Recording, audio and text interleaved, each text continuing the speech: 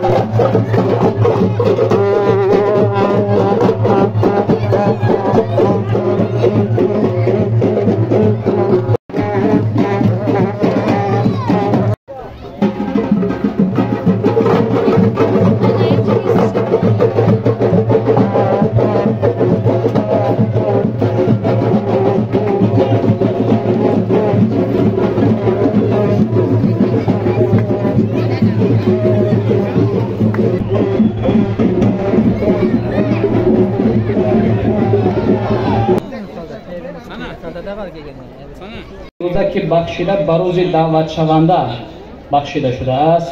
رئیس ناحیه یاوان محترم بختیار شریفی، معاونان و راهبر دستگاه رئیس ناحیه، راهبران مقامات حفظ حقوق، رئیسان جماعت و شهرک و دهات، راهبران یک قطار تشکیلات و مؤسسه ها و پدر و مادر نوعسکران حضور دارند.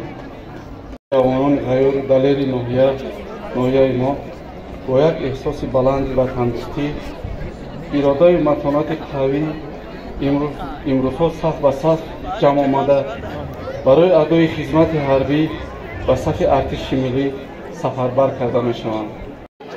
همدیاران مهربان، امروز یکی از روزهای بهترین نوجوانان است که به صف ارمیه به صف قوای مسلح دعوت کرده می شود.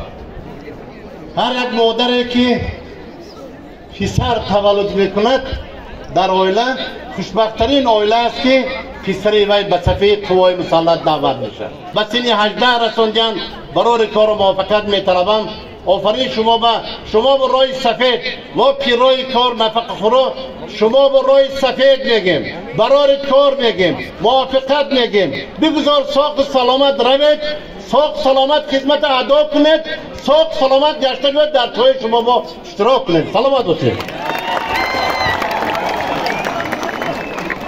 اهل ریاست، سرداران نمایندگان حفظ حقوق، پدران عزیز، مادران مهربان و تمام مهمانان از دور و از نزدیک آمده که در این روز فرخنده، در این روز خوشی با ما هستید، صد یک جهان تشکر که ما را برای گسیلاندن این نوجوانان در اینجا سخن دادید. جان و جنگاوران را گسیل می‌کردند، نان می‌شکستند، اما مقصد و مرام همه آنها گوناگون بود. بعضی آنها برای جنگ می رفتند، بعضی آنها برای محافظت وطن بیگانه می رفتند، یا اینکه وطنی داشتند که در زیر یک وطن دیگر بود. اما شکر خداوند که امروز ما صاحبی وطن هستیم. ما یک ملت فرزانه هستیم که از بین 7000 نفر صاحبی پرچم هستیم، صاحبی دولت هستیم و صاحبی ملتی خیلی بزرگ و فرزانه هستیم که برای محافظت او رفته ایستادیم.